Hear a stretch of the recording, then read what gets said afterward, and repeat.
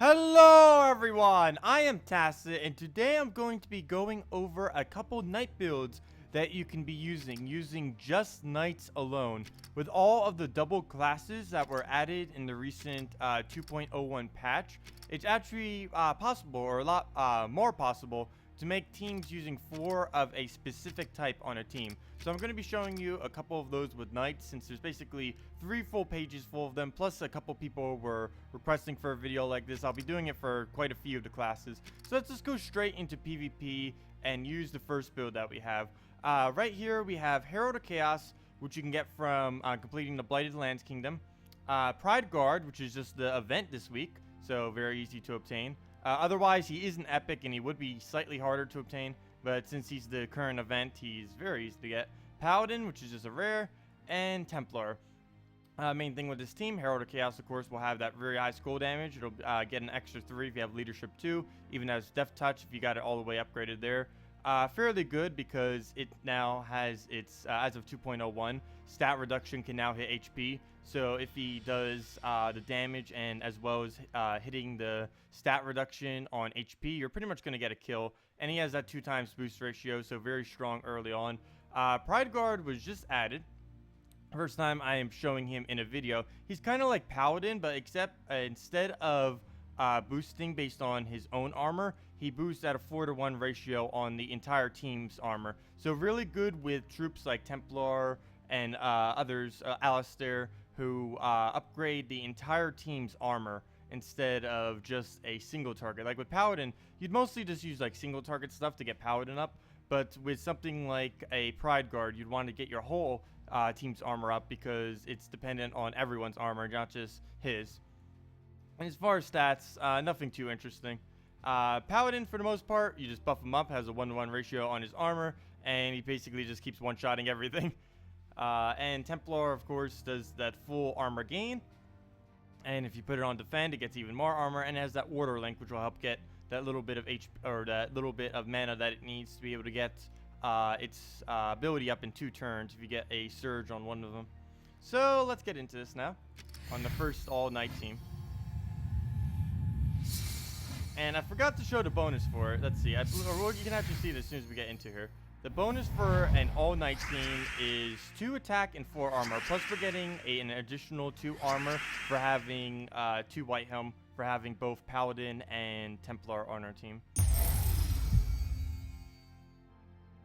And let's see here. As far as filling on this team, it really doesn't matter who you go for first. Basically, just try to deny the enemy mana at first, and then kind of go from there. Mana Surge. It seems like with that surge, we're going to be going Mana for Surge. the Herald of Chaos, though.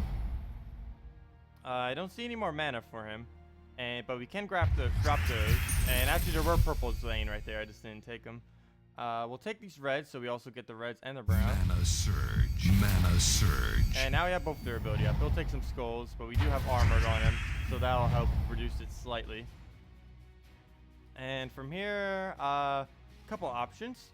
We'll probably want to use this on the Gorgoltha. The only problem is it is very hard to count how much damage he's going to be doing. Like we can see, it's about 40 extra damage. So I'd say 58-ish. Let's see, is that enough? That should be enough, almost enough. Let's see. A Gorgoltha is probably going to survive. It's really hard to tell with his ability because you have to add them all up, then divide it by 4, and then add that number to his 18. So it's a little bit hard to tell. So let's just hope it's enough. And of course, it's 1 off. Mana Just Surge. 1. Just 1. Well then, I'll take out right here. We need the other mana. We're only destroying 1 blue, but we'll get the reds, plus we'll get Paladin up.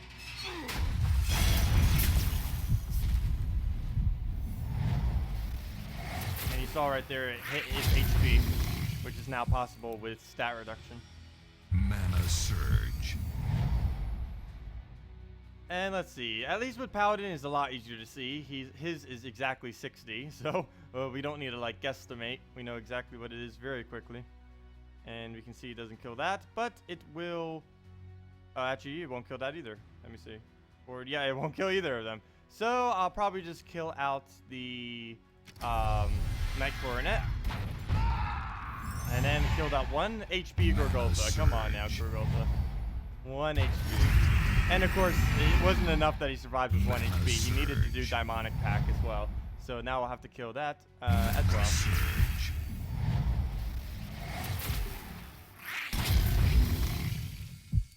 Has Herald of Chaos even done skull damage? Because Death Mark's pretty powerful now. But I don't think we've even gotten to use him yet. We could take blues and try getting our Templar up right there. We didn't get a Surge though, so now he's only 2 mana short. Mana Surge. Could have used that right there if we got a Surge. Let's just take the Browns. We didn't get a Surge again, so he didn't fill up. Mana Surge. And from here, I'm probably just going to do this. We'll get 3 blues, and we'll get those yellows right there. And hit attack, so he didn't die. That would have hit armor HP. He would have probably died right there. We can take that if he doesn't interfere. And it looks like he didn't. So that'll be a nice armor boost for us. Plus we get the green on him almost all the way up. And what's really nice is both of the... Or actually almost every single troop or every single troop in the game that boosts based on armor is actually green, coincidentally. So things like Templar are really, really good with it. Mana Surge. Okay, let's get that up. Probably should have just taken the skulls instead. Luckily, we did hit attack, so he does literally 0 damage to us with that. Okay, we are going to kill him. Probably with this, because Paladin, I believe, will be less damage than this thing. Mana Surge. So let's see. Will this kill? Yes, it will. And it was more damage than Paladin, Mana I Surge. believe. I don't even know. It was probably pretty close. Mana Surge. You could count it, but that would take a lot of time. You're better off just guessing, and that's just like a really, really crucial point in the match. Okay, right here, I do want to go for yellow Surge. We'll give it green, but luckily he doesn't use it. Mana Okay, Surge. we got it, and that should be the kill.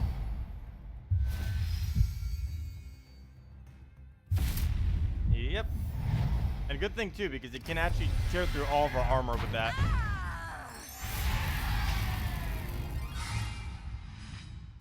Victory! Okay, what's up next? I'm still such a low rating. I've barely been playing this week. Next up, an all-goblin team, it seems. Yep. Oh no, web spinner with all goblins. And we're going to be using basically the new kingdom. We have Emperor Corvash. We'll be getting 6 armor from the Leonis Empire. This bonus for 3 is actually the same from Sword's Edge, if I'm not mistaken. The only difference is once you get 4 from Leonis Empire, you get, I believe it's 1 attack and 8 armor instead of Sword's Edge, which is just 10 armor. They're both really good with all knights. The only problem with Leonis Empire right now, though, is it only has 3 knights. So you can't go in all 4 knights Leonis Empire right at the current moment. But we just end up putting a Spider Knight in there instead. Spider Knight's is pretty good. He's one of the only few that can do web. If I'm not mistaken, he's the cheapest mana cost web to get off in the game. So that's really good, other than skull damage, of course. So let's try this out. We're using also the Lion Prince. And you may notice we have it on red-blue. We do want to focus on Lion Prince mana for this build, but we want to make sure we don't take too many yellows. Try to take the reds instead, because he does boost based on those yellows. So we'll want to try to get at least 3 of them whenever we cast, or just use it for board control.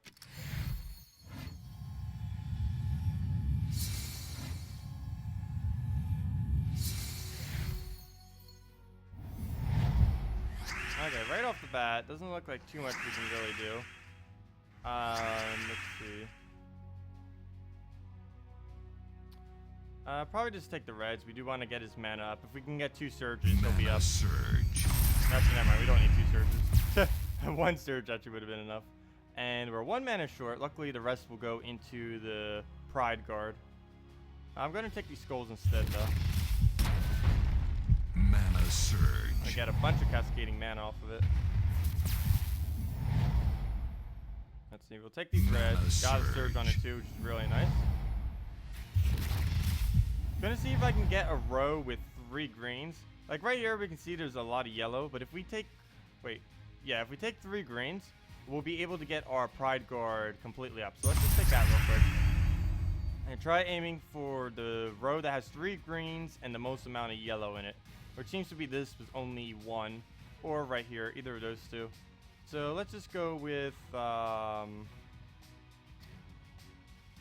one? Let's see. Let's just do this row. There we go.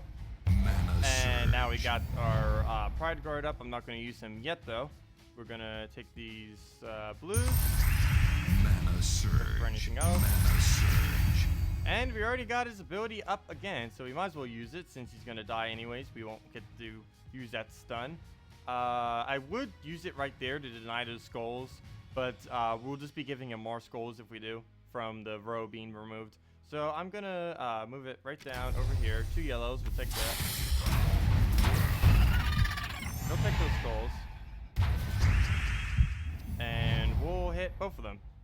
Actually, before we do, while we still have the higher armor, I think I'm just going to cast this on one of them. Probably on the Goblin Shaman. Be a bit more annoying. Oh, and that is not enough damage. Luckily, not too big a deal. We'll just take these greens, and they'll both die.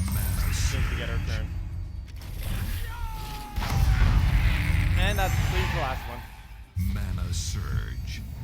Take the skulls, and any 2 damage sources should kill him. Mana surge. Mana surge. There we go on the red, and we got the Spider Knight up. Mana surge. Let's use the Spider Knight first, just in case he gets his ability up. And we'll end it with those skulls. Mana surge. Mana surge. And for the last team, I'm going to be needing to use the Knight class. So let's go and switch over to that real quick. Let's X out of there. Go over to Hero. Click over to Classes. Knight. You get the Knight class from completing the Sword's Edge bonus quest line, which is the one all the way up over here. And it has the highest armor of any class in the game. Let's just change for free real quick and go into it. Customize. It's completely blue. It gives you Sword's Edge if you're bonus if you're giving going to be using other Sword's Edges. And as far as traits, as Night Bond for the most part, if you're going to use the Knight class, Night Bond is really the only thing you're going to need. These other 2 traits are extremely expensive for the little bit they do. But since I do have the resources for it, I am just going to go all the way with it. Normally, you would just want to stop at Night Bond. But getting these other 3, we'll get 3 attack whenever anything dies. As well as the main thing that we want, which is 2 armor every single turn. And other than that, as you see here, 11 armor, that's the highest of any class in the game as of currently. It gets Serve and Protect, which is an okay weapon. For the most part, you don't really need it. It's also the barrier that it gives also isn't currently working correctly, so you don't really need to worry about that item too much. And we will want to be on a Knight class right now, which is already enabled. As you can see, it just highlights in yellow, whichever one is enabled. And we need our Knight class so we can get full bonus with all of the other Knights that we'll be using. So let's go now and go to the last team that I want to show. And we're going to be using this against a very annoying team. Maul, Famine, Silent One, and Alchemist. Very, very annoying there. And we're going to be using Knight Coronet, War, Setite Warrior, and our hero on all colors as a Knight. We'll be getting 2 attack for armor for all Knights, plus 2 armor for Sword's Edge. Like I said, this class does count as a Sword's Edge, and because of Knight Coronet, we get 2 armor because of it. And this team might actually be a little bit of a harder battle, even though it was a pretty low rating. Everything seems to be pretty traded. Silent One doesn't really need traits. Famine would be a little bit better if he had traits, but still going to be a little bit annoying of a fight. But let's get into it. Yeah, that reworked Maul, it's not exactly weaker now. It's just different than what it was. Wouldn't really call that a nerf, what happened to Maul this week. Because we want to make sure we give him as minimal skulls as possible. And as I say that, I'm probably not going to completely ignore those skulls and take this double mana. We got double mana surge on it as well.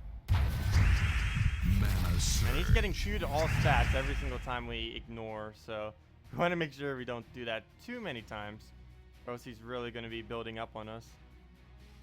We'll take this. We'll get the red. Mana surge. Almost got war up. Mana surge. And right here, you can see every single turn we're also getting 1 attack. I mean, not 1 attack. We're getting 2 attack on war and 2 armor on our hero. So quite a few stats there. Oh, I was taking that for the extra turn, but forgot it would do that. Luckily, it got redeemed for the rest of it. Okay, I'm going to kill off that maul now because we do not want to have to deal with that. So this one's pretty much won. Or war, of course, does so much damage if they don't have immunity to burn, since it burns absolutely everything. We'll let it take a skull. We have stone skin, so now that maul is gone, it's not going to be a big deal if he takes skulls. Then again, even with maul, it wouldn't have been a big deal. I just didn't want him healing up too much with armor and HP. Because every skull a great maul takes now, that's an extra 2 HP and 2 armor for it. So it can get pretty tanky pretty quick, especially if it's taken 4 times. Because whenever it takes 4 times or more, it's even getting 2 HP on top of that. So that's a total of 6 extra. Durability. And any excess mana just goes to Prismatic Orb on hero. If I'm not mistaken, Prismatic Orb unlocks at like 20, 25 all masteries. I can't remember off the top of my head. It's been forever since I've gotten it, so. Unfortunately, Famine is up, and we don't have any way to stop it. So what we'll do is we'll take these browns over, so he'll take the skulls next turn. So this will buy us 1 turn of time. And now I think there is absolutely nothing that we can do to follow that up. Could take the yellows, not really going to matter. Famine's definitely going to get a cast off here. There doesn't seem to be anything else to stop it. Let's see. Nope. Okay. So Famine will cast and probably kill whatever it targets. Yep. A vicious Famine. Okay, well now we need to get all of our mana back up. Mana surge. We'll take these blues right here, so we take the skull. Famine will be dead. Don't need to worry about that now. Mana surge. We'll take this for the extra turn. Surge. Get off the double Night Coronet cast. Surge. I didn't even really get to show off the Night Class as much this match. Night Class does get very, very tanky. And the only thing I really hate about Knights, which is why I don't really use Knights that much, especially more towards the late game, is true damage does a lot of damage to them, because it'll hit all through their armor, and there's really nothing you can do to counter at that point. Like 2 or 3 true damage casts, and any kind of knight is going to be dead, because most knights have high armor but low HP, so they die fairly easily. But yeah, that is all 3 of the all-Knights teams that I wanted to show. If you know of any other really good all-Knight teams, feel free to leave in the comment section below. If you enjoyed this video, make sure to leave a like. And thanks for watching. I will see you in the next one. Goodbye.